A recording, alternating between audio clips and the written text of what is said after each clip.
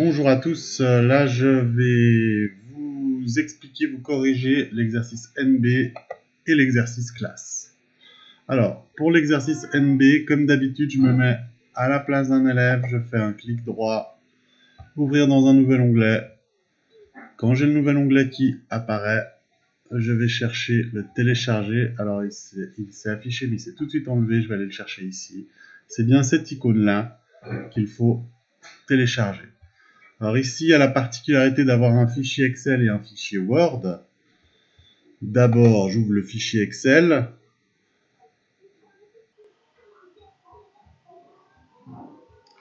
J'oublie pas d'activer la modification. Après, vous mettez fichier enregistré sous et vous l'enregistrez dans votre ordinateur. N'oubliez pas simplement qu'il y a un fichier Word avec, et ce fichier Word, il est ici. Donc celui-là, simplement, de toute façon, j'ai pas forcément besoin de le télécharger, j'ai juste besoin de le consulter. J'ai pas besoin de faire quoi que ce soit dessus, donc je peux le laisser comme ça, il n'y a pas de problème.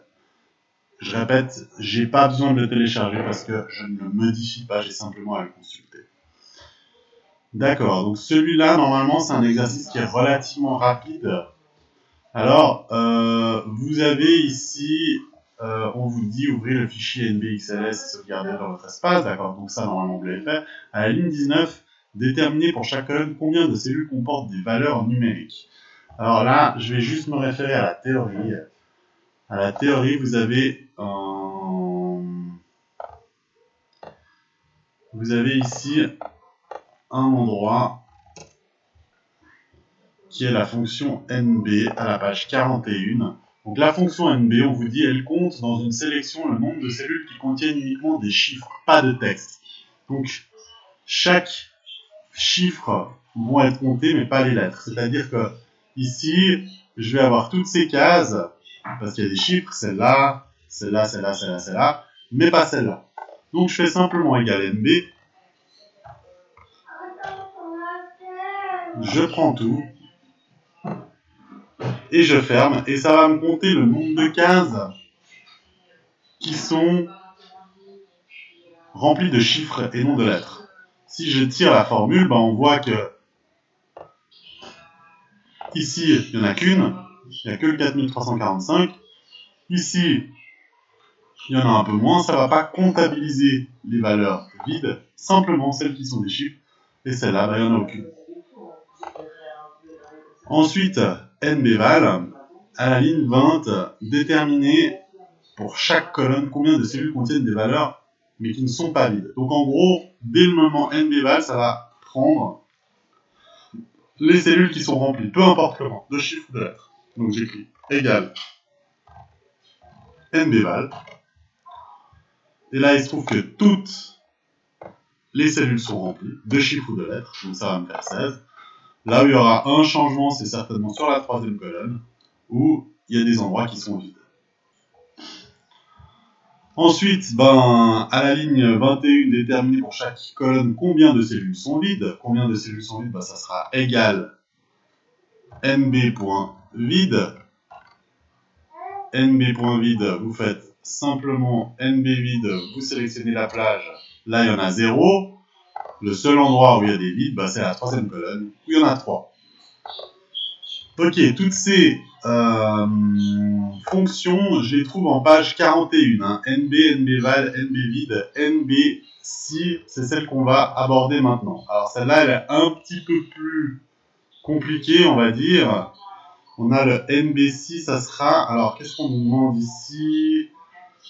Je vais juste voir ce qu'on nous demande. C'est... Voilà. Déterminer pour chaque colonne combien de cellules contiennent l'information JUP, modifier par la suite le critère 567, lamprobe, et observer les modifications. Donc pour ça, on va simplement aller ici, puis on va dire égal NB,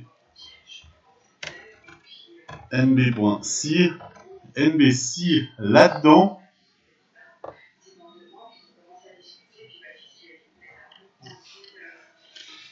c'est égal à JUP. Non, lui n'aime pas ça. Ah oui. NB, point virgule, égale jup. Non, alors, je vais simplement... Ah oui, il n'y a pas besoin de égal. En fait, c'est NBC, B2, B17, donc la plage, point virgule, et puis je mets entre guillemets jup. Simplement le critère. Il y a 0 endroit où c'est marqué jup.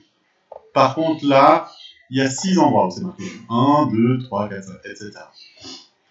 Je peux, comme suggère l'exercice, modifier jup par 567. Alors à ce moment-là, ce ne sera pas jup, mais ce sera 567.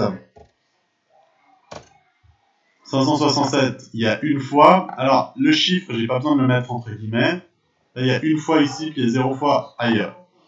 Vous pouvez mettre également le mot lampe à la place de 567 ou de jupe. Enfin, en gros, c'est toujours la même chose.